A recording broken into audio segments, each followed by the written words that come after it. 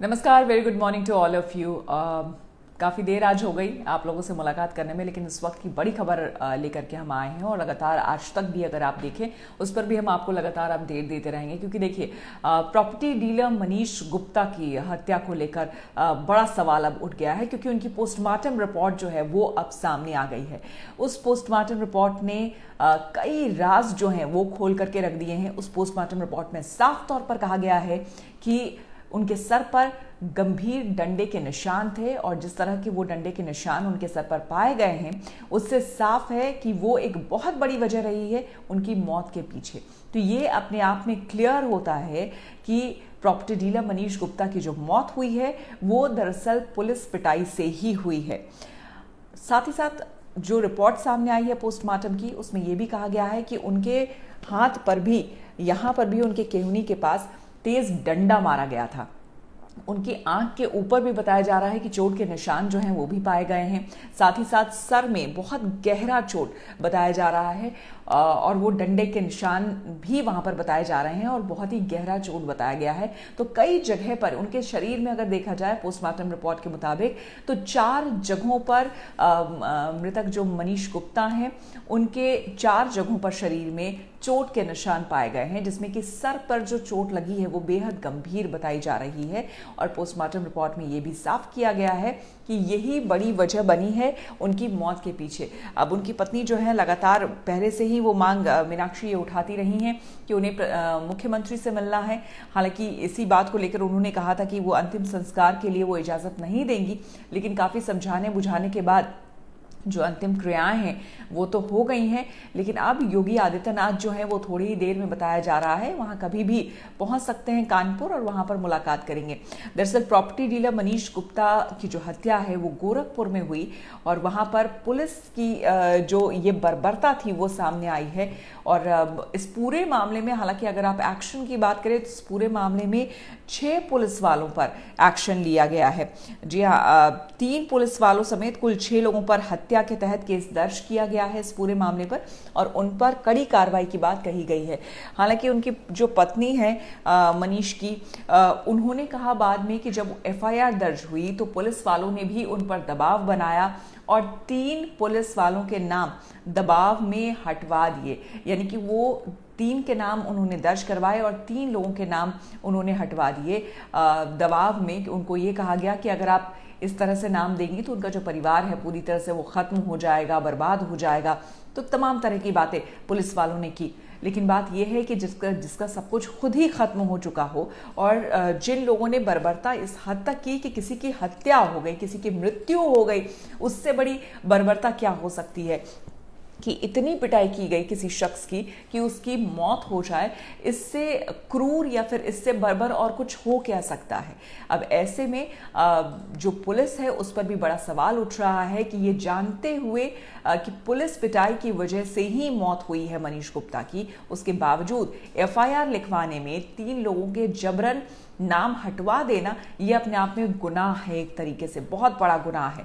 अब इस पूरे मामले में जब आपकी पोस्टमार्टम रिपोर्ट सामने आ चुका है, अब देखना होगा कि उन तीनों के भी नाम, क्योंकि उसमें जो एफआईआर में नाम लिखे गए हैं बाकी लोगों के नाम के बदले कुछ अज्ञात पुलिस वाले, बिना नाम के अज्ञात पुलिस वाले ये मेंशन किया गया है। लेकिन अब जबकि पोस्टमार्टम रिपोर्ट सामने आ गई है, क्योंकि जब तक एफआईआर दर्ज हुई थी तब तक पोस्टमार्टम रिपोर्ट में क्लैरिटी नहीं थी। अब जब ये क्लैरिटी आ चुकी है, पोस्टमार्टम रिपोर्ट सामने आ चुका है, अब ऐसे में ये देखना होगा, ये बहुत बड़ा सवाल है कि उन तमाम लोगों पर कितनी कैसी कार्रवाई होती है, कब तक कार्रवाई होती है, ये एक बड़ा सवाल है। अब इन तमाम मुद्दों के बीच में देखिए राजनीति जो है वो शुरू हो गई है। मनीष गुप्ता के घर के बाहर कानपुर में समाजवादी पार्टी के कार्यकर्ता पहुंच चुके हैं। अखिलेश यादव वहां पर थोड़ी देर में पहुंचने वाले हैं। इस बीच बताया गया कि वहां जो लोकल पुलिस है वो मनीष गुप्ता की पत्नी को लेकर के पुलिस स्टेशन ले जा रही थी, दूसरी जगह ले जा रही थी। इस बात का जैसे ही उसे ले जाने लगी, इस बात का वहां पर मौजूद समाजवादी पार्टी के कार्यकर्ता काफी विरोध करने लगे। जब काफी विरोध होने लगा उनको वहां से ले जाने का, तो वापस पुलिस उनको घर के अंदर ले गई। पुलिस का ये कहना था कि कुछ दवाइयां दिलवानी है इसीलिए उन्हें ले जा रही है। लेकिन देखिए चूंकि सियासत शुरू हो गई है, कोई नहीं चाह रहा है, हर पार्टी, अब इसमें भी है कि हर पार्टी अपनी सहानुभूति व्यक्त करने के लिए वहां पर आ रहा है और बयानबाजी जो है वो जाहिर सी बात है शुरू हो ही चुकी है इस पूरे मुद्दे पर। अखिलेश यादव ने भी कटाक्ष किया है और तीखा हमला किया है योगी सरकार पर और यहाँ के एडमिनिस्ट्रेशन पर। साथ ही साथ प्रियंका गांधी ने भी ये कहा है कि उत्तर प्रदेश में दरअसल जंगल राज है और उसी जंगल राज की वजह से इस तरह से जो घटनाएं सामने आ रही है उसके पीछे वही जंगल राज है। तो प्रियंका गांधी जो है वो खुद भी वार कर चुकी हैं योगी सरकार पर, उनके एडमिनिस्ट्रेशन पर।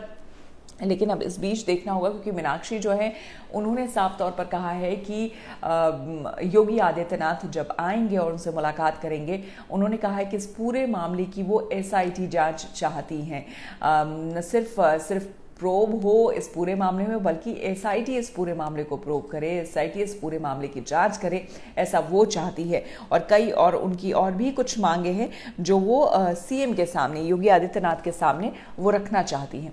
तो अब ये इंतजार करना होगा क्योंकि थोड़ी देर में हो सकता है मैं आपको खबर बता रही हूँ और इस बीच योगी वहां पर पहुंच गए हों, ये भी खबर हो सकती है क्योंकि कभी भी वहां पर बताया जा रहा है कि योगी आदित्यनाथ जो है वो पहुंच सकते हैं। तो ये अपने आप में बहुत बड़ी खबर है और वाकई ये सवाल पैदा भी करता है पुलिस प्रशासन पर कि अगर जिनको सुरक्षा की जिम्मेदारी दी गई है, जो समाज की सुरक्षा करने के लिए जिस पूरे सिस्टम को बनाया गया है, अगर उसी के लोग इस तरह से बर्बर बर्ताव करें किसी के साथ, इतनी पिटाई कि किसी की मौत हो जाए, किसी की हत्या हो जाए, तो फिर सवाल तो उठेंगे ही। और सवाल उठेंगे तो जाहिर सी बात है कि सरकार को जवाब देना होगा।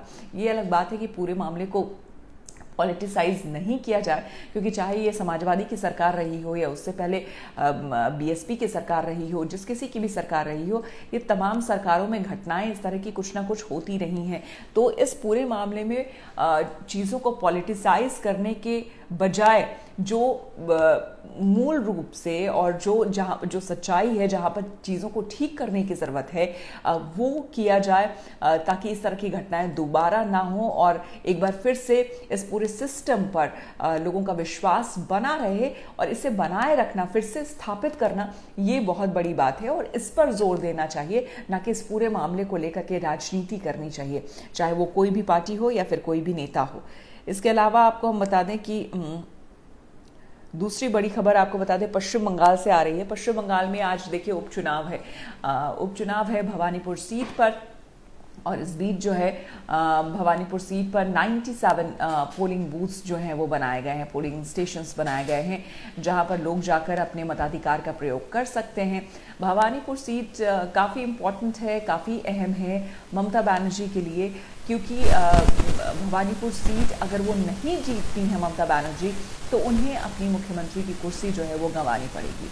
इसीलिए भी ये काफ़ी अहम हो जाता है। और पिछले दिनों जब विधानसभा चुनाव यहाँ हुए थे तो आपने देखा था कि किस तरह से खेला होबे का नारा दिया गया था टीएमसी की तरफ से और वहाँ पर जब खेला हो गया उनके हिसाब से तो उसके बाद किस तरह की हिंसा भी सामने आई थी और उसी हिंसा में उस पूरे मामले को जब कोर्ट में ले जाया गया तो बीजेपी ने जिन वकील को रखा था इस पूरे मामले को वहाँ पर रखने के लिए, अपना पक्ष रखने के लिए, प्रियंका टिब्रेवाल, उन्हीं को प्रत्याशी बनाया है और उनको ममता बनर्जी के खिलाफ वहां पर खड़ा किया है। तो यहाँ पर प्रियंका टिब्रेवाल से जब हमारी मुलाकात हुई, हमने बातचीत की उनसे, उन्होंने साफ तौर पर कहा कि जो जनता है वो जाहिर सी बात है वो जानती है कि देखिए एक तरफ हिंसा करवाने वाले लोग हैं और दूसरी तरफ खड़ा है वो लोग जो कि आम आदमी की आवाज़ है। अब लोगों को ये तय करना है कि वो किसे चुनती है। हालांकि सुबह से जो हम ट्रेंड देख रहे थे, सुबह से पश्चिम बंगाल में खास करके सुबह सुबह वहाँ पर लोग जो है वो निकल आते हैं वोट करने के लिए, तो कुछ वैसा ही ट्रेंड वहाँ पर देखने को मिला। सुबह 7 बजे से मतदान की शुरुआत हो गई और सुबह ही जब हमने अपने संवाददाताओं से बात की तो हमने देखा कि सुबह सुबह लोग कतारों में आ गए थे और अपने मताधिकार का प्रयोग कर रहे थे। लेकिन हाँ, उम्मीद यही की जा रही है कि ज़्यादा से ज़्यादा लोग जो है वो अपने घरों से निकले और अपने मताधिकार का प्रयोग करें क्योंकि ये दोनों ही पार्टियों के लिए साख की और नाक की दोनों की लड़ाई है। बहुत इंपॉर्टेंट है ये सीट और बीजेपी ठीक इसको उसी अंदाज में लड़ रही है या फिर उसी अंदाज में इस पूरे यानी कि उपचुनाव को भी लिया है जिस तरह से विधानसभा चुनाव वो लड़ रही थी, क्योंकि प्रियंका टिब्रेवाल को लेकर के उनके प्रचार के समय में तमाम जो स्टार प्रचारक हैं उन्हें मैदान में उतार दिया था बीजेपी ने। स्मृति ईरानी पहुंची थी, संबित पात्रा पहुंचे थे, मनोज तिवारी पहुंचे थे, तमाम लोग वहां पर पहुंचे थे और वहां पर ज़बरदस्त प्रचार किया प्रियंका टिब्रेवाल के लिए इन्होंने। लेकिन हाँ, अब वो देखने वाली बात होगी। अभी कुछ टाइम पहले एक रिपोर्ट अभी आई थी सुबह सुबह ही, प्रियंका टिब्रेवाल जो है वो दौरा कर रही हैं अलग अलग इलाकों का। उन्होंने कहा कि एक आध जगह पर मुझे छिटपुट कुछ गड़बड़ी की खबर भी, सूचना भी सामने आई है। तो अगर लोग सही मायने में घर से निकलते हैं, अगर वो वोट करते हैं, तो आप खुद देखिएगा कि नतीजे क्या होते हैं। अगर फ्री एंड फेयर इलेक्शन होता है तो आप खुद देखेंगे कि नतीजे क्या होते हैं। इस बीच खबर यह है कि दोपहर बाद ममता बनर्जी अपने मताधिकार का प्रयोग करने के लिए वो पहुंचेगी। अभिषेक बनर्जी मोस्ट प्रोबेबली जो उनके भतीजे हैं, या तो वो पहुंच चुके होंगे या वो पहुंचने वाले होंगे, जिसकी खबर और पर अपडेट हम आपको देते रहेंगे और दे ही रहे हैं लगातार अपने चैनल पर। इसके अलावा आपको बता दें कि दरअसल भवानीपुर सीट जो है वो पारंपरिक सीट रही है ममता बनर्जी की, तो वैसे बहुत ज़्यादा डर की कोई ऐसी बात नहीं है। लेकिन उसके बावजूद जैसा माहौल बन गया है और बनाया जा रहा है पिछले दिनों, उसको लेकर के भी ममता बनर्जी थोड़ी सी सकुचाई हुई थी, जिसको लेकर के उन्होंने कुछ बयान भी दिया था और बीजेपी ने उस पर खूब ये किया, उसे भी तूल दिया था।